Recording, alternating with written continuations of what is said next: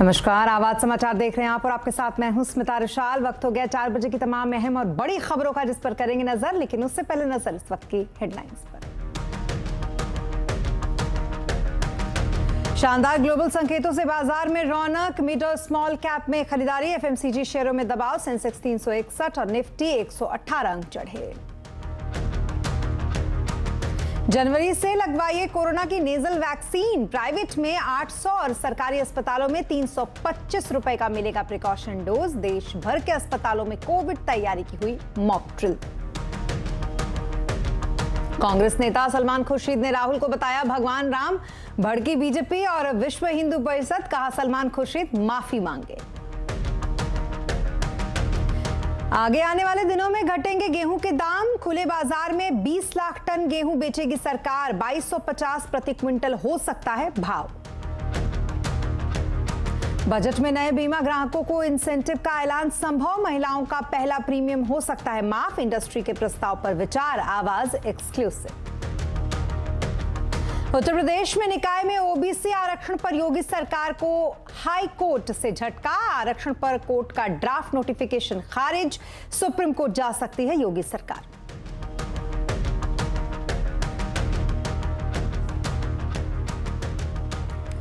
और खबरों की शुरुआत कोरोना से। दरअसल कोरोना की एक और लहर की आशंका के बीच दुनिया भर में फिक्र बढ़ी है, लेकिन भारत में एक अच्छी खबर आई है वैक्सीन के मोर्चे पर। अब जनवरी से आप नेजल वैक्सीन लगवा सकते हैं। सरकारी अस्पतालों में ये 325 रुपए की और प्राइवेट अस्पतालों में ये 800 रुपए देकर आप इसे बड़े ही आराम से लगवा सकते हैं। इस खबर पर डिटेल लेते हैं, हमारे साथ दीपाली इस वक्त हैं। दीपाली बताएं, नेजल वैक्सीन पे क्या कुछ डिटेल है आपके पास? देखिए, एक ये नया कदम सरकार की तरफ से उठाया जाएगा कि अप्रूवल तो पहले ही मिल चुका था, लेकिन कंपनी की तरफ से वक्त मांगा गया था इसकी प्रोडक्शन को लेकर। अब ये जानकारी मिल रही है कि जो देश की पहली नेजल वैक्सीन है, जिसे भारत बायोटेक ने बनाया है और इसका नाम है इनकोवैक, ये जनवरी के आखिरी महीने से प्राइवेट और सरकारी हॉस्पिटल्स में मिलनी शुरू हो जाएगी। नेजल वैक्सीन यानी कि आपके नाक के जरिए कोरोना वैक्सीन आपको दी जाएगी, जो काफी आराम से आप ले सकते हैं और किसी भी तरीके से आपको दर्द भी नहीं होगा। तो ये अगले महीने से मिलनी शुरू हो जाएगी। बात करें इसकी कीमत की, तो प्राइवेट हॉस्पिटल्स में जो कीमत है इसकी 800 रुपए रखी गई है, वही सरकारी हॉस्पिटल्स में इसकी कीमत 325 रुपए होगी। लेकिन मैं आपको बता दूं, ये जो दाम है इसमें जीएसटी को शामिल नहीं किया गया है। अगर आप जीएसटी के साथ देखेंगे और जो हॉस्पिटल कोविड एडमिनिस्ट्रेटिव चार्ज लेता है उसको मिलाकर आपको सरकारी हॉस्पिटल में इनकोवैक के लिए 365 रुपए और प्राइवेट हॉस्पिटल में आपको 1000 रुपए देने होंगे।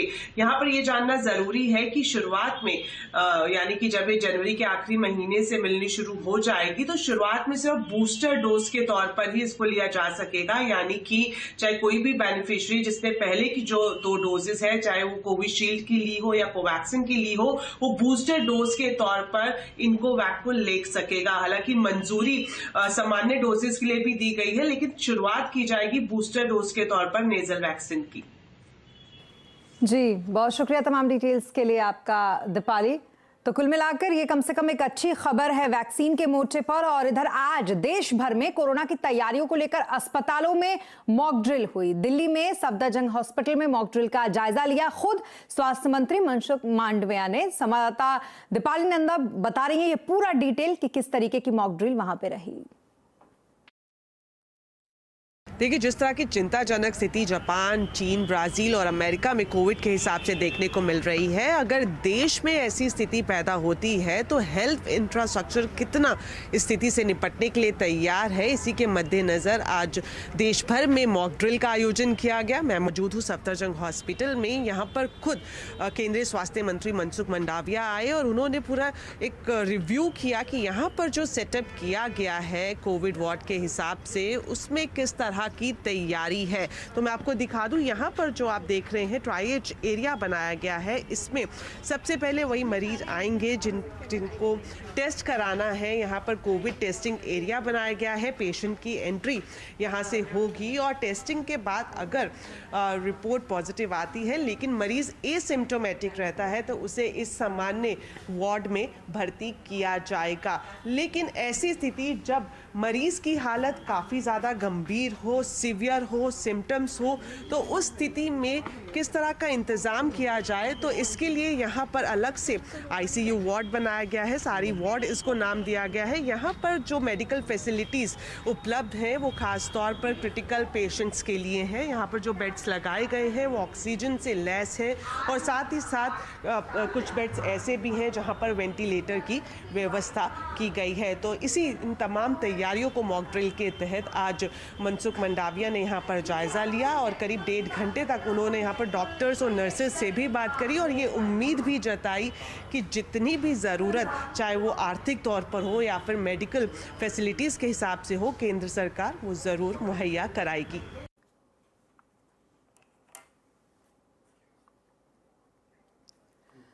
और देश भर में कोरोना को लेकर कैसे हैं हालात, इससे निपटने की कैसी है तैयारी, आज आवाज अड्डा में इसी पर करेंगे चर्चा शाम 7:57 पर।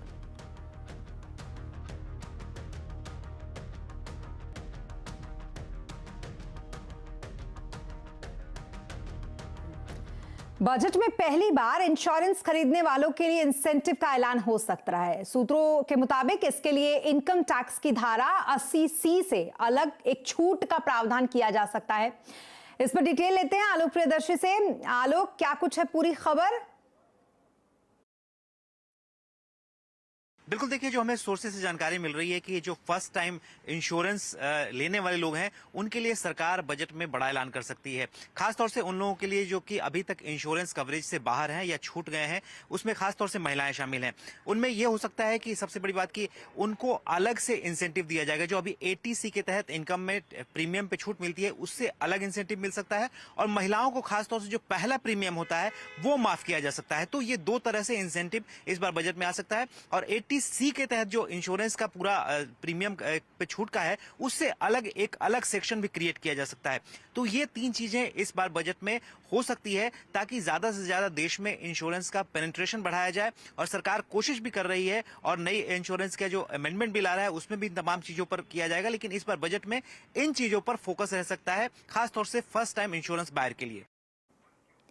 और गेहूं की कीमतों में जल्द गिरावट की उम्मीद है। सूत्रों के मुताबिक प्रधानमंत्री गरीब कल्याण योजना बंद होने के बाद सरकार अब खुले बाजार में गेहूं बेचने की तैयारी कर रही है। क्या है ये पूरी खबर और कीमतों में कब तक गिरावट की उम्मीद है, ये जानने के लिए एक बार चलते हैं असीम मनचंदा के पास। असीम, बताएं, गेहूं की कीमतें घटने पर आपके पास सूत्रों से क्या कुछ जानकारी मिली है? देखिए, पिछले हफ्ते दिल्ली में गेहूं के दामों में रिकॉर्ड बढ़ोतरी देखने को मिली थी। दिल्ली में गेहूं 2915 रुपए प्रति क्विंटल के दाम पर बिक रहा था, लेकिन अब गेहूं के दामों में कमी आ सकती है। खासतौर पर सरकार ने प्रधानमंत्री गरीब अन्न कल्याण योजना को आगे नहीं बढ़ाने का फैसला किया है। इस योजना के तहत सरकार गरीबों को हर महीने 5 किलो राशन मुफ्त में दे रही थी, लेकिन अब सरकार ने इसको आगे नहीं बढ़ाने का फैसला किया। इससे सरकार के पास जो गेहूं है उसकी अवेलेबिलिटी बढ़ेगी। अगर मैं 1 जनवरी की बात करूं तो सरकार के पास बफर स्टॉक से 21 लाख मीट्रिक टन गेहूं ज्यादा होगा। वहीं 1 अप्रैल तक ये गेहूं जो है बफर स्टॉक से 40 लाख मीट्रिक टन के आसपास ज्यादा होगा। तो अब सरकार इसको खुले बाजार में बेचने की तैयारी कर रही है। तो मैं सूत्रों के हवाले से जानकारी मिल रही है, फूड कॉर्पोरेशन ऑफ इंडिया जल्दी ही 20 लाख मीट्रिक टन गेहूं जो है खुले बाजार में बेच सकता है। ओपन मार्केट सेल स्कीम के जरिए खुले बाजार में गेहूं बेचा जाएगा। अगले हफ्ते ही सरकार इसके टेंडर भरने की तैयारी शुरू करेगी। एक बार ये गेहूं बाजार में आ जाएगा तो इससे आने वाले दिनों में गेहूं जो है सस्ता होगा, आम आदमी को राहत मिलेगी। बहुत शुक्रिया तमाम डिटेल्स के लिए असीम आपका। और अब बात सलमान खुर्शीद की। दरअसल राहुल गांधी की तुलना भगवान राम से करने पर भड़की बीजेपी ने सलमान खुर्शीद को चौतरफा घेर लिया है। पार्टी में उनके बयान को शर्मनाक बताया और उनसे माफी मांगने की बात कह रही है। राहुल पर हमला करते हुए बीजेपी ने कहा कि मर्यादा पुरुषोत्तम राम की तुलना एक ऐसे इंसान से की जा रही है जो बेल पर है। ये चाटुकारिता की पराकाष्ठा है। दरअसल उत्तर प्रदेश के मुरादाबाद में एक प्रेस कॉन्फ्रेंस के दौरान सलमान खुर्शीद ने राहुल गांधी को भगवान राम सुपर ह्यूमन बता दिया था, जो ठंड में सिर्फ टी शर्ट पहनकर पूरे देश में यात्रा कर रहे हैं। हम तो ये मानते हैं कि वो रियली ये मान के चलिए कि वो सुपर ह्यूमन है। हम इतने जैकेट कोट पहने हुए हैं, वो टी शर्ट में निकलते हैं। बताइए, हम ठुठुर रहे हैं ठंड में, वो टी शर्ट पहने निकल रहे हैं। एक योगी जैसी, जब उन्होंने कही दिया मैं तपस्या में हूँ, तो वो तपस्या कर रहे हैं। आप तो जानते हैं भगवान राम की खड़ाव बहुत दूर तक जाती है, तो कभी कभी खड़ाव लेकर भी चलना पड़ता है। हमेशा भगवान राम नहीं पहुँच पाते हैं, तो खड़ाव लेकर चलना पड़ता है। तो भरत उनकी खड़ाव लेके चलते हैं, तो खड़ाव लेकर हम उत्तर प्रदेश में चले हैं। उत्तर प्रदेश में खड़ाव पहुँच गई है, तो राम जी भी पहुँचेंगे, ये हमारा विश्वास है।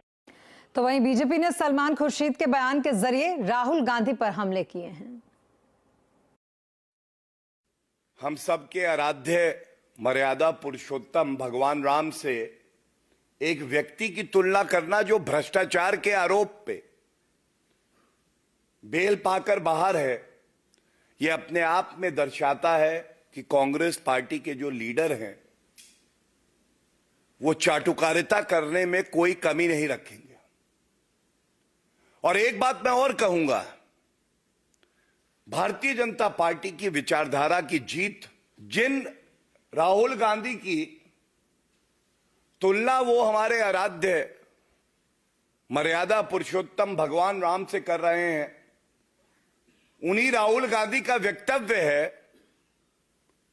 कि लड़के लड़कियां छेड़ने मंदिर में जाते हैं। और इलाहाबाद हाईकोर्ट ने उत्तर प्रदेश में नगर निकाय चुनाव में ओबीसी आरक्षण पर रोक लगा दी है। कोर्ट ने कहा है कि जब तक ट्रिपल टेस्ट ना हो तब तक ओबीसी आरक्षण नहीं होगा और सरकार या निर्वाचन आयोग बिना ओबीसी आरक्षण के ही चुनाव करवा सकते हैं। दरअसल ये ट्रिपल टेस्ट के लिए एक आयोग बनाकर 3 चरणों में ओबीसी के पिछड़ेपन का आकलन, संख्या का निर्धारण और सत्यापन किया जाता है। हाईकोर्ट ने राज्य सरकार के ड्राफ्ट नोटिफिकेशन को खारिज कर दिया, यानी कि अब कोर्ट के इस फैसले के बाद यूपी में निकाय चुनाव में जो ओबीसी आरक्षित सीटें हैं वो सामान्य ही मानी जाएंगी। इस बीच जानकारी ये भी मिल रही है कि यूपी सरकार हाईकोर्ट के इस फैसले के खिलाफ सुप्रीम कोर्ट में जा सकती है, यानी कि सुप्रीम कोर्ट में इस फैसले को चुनौती दे सकती है। और ब्रेक के बाद एक बार फिर आपका स्वागत है और अब बात मार्केट की करेंगे। हफ्ते के दूसरे दिन बाजार की तेजी जारी है। शानदार ग्लोबल संकेतों से बाजार में रौनक छाई रही। लगातार दूसरे दिन सेंसेक्स निफ्टी बढ़त पर बंद हुए। सेंसेक्स 361 पॉइंट चढ़कर 60,927 पर बंद हुआ, तो वही निफ्टी 118 पॉइंट चढ़कर 18,132 पर बंद हुआ। मार्केट का हाल समझने के लिए चलते हैं सुमित के पास। सुमित, सबसे पहले बताइए आज के मार्केट की हाइलाइट्स क्या क्या रही? देखिए, लगातार दूसरा दिन जबकि भारतीय बाजारों में तेजी का रुख बना रहा और ये पिछले सत्र की तेजी को ही कैरी फॉरवर्ड इंडेक्स ने किया आज भी। और थिनली ट्रेड था लेकिन अच्छे क्यूज थे। चॉपी सेशन था। फर्स्ट हाफ में खुला तेज, फिर बिकवाली आई, फिर लोअर लेवल से एक अच्छी रिकवरी आई और 18,100 के ऊपर जाकर कहीं इंडेक्स बंद होता हुआ दिखाई पड़ा। अक्रॉस द बोर्ड बाइंग थी, यानी कि अलग अलग सेक्टर्स के अंदर मूव देखने को मिल रहा था। मिड कैप स्मॉल कैप में तेजी थी, करीब 2300 शेयर तेजी में, और इसके सामने 500 साढ़े 500 शेयरों में आज बिकवाली आते हुए दिखाई पड़ी। स्टार परफॉर्मर था आज का मेटल इंडेक्स, करीब 3% से ज़्यादा का तेजी यहाँ पर बनता हुआ दिखाई पड़ा। सीमेंट, रियल्टी, मीडिया, एनर्जी, ये कुछ और ऐसे नाम जहाँ पर खरीदा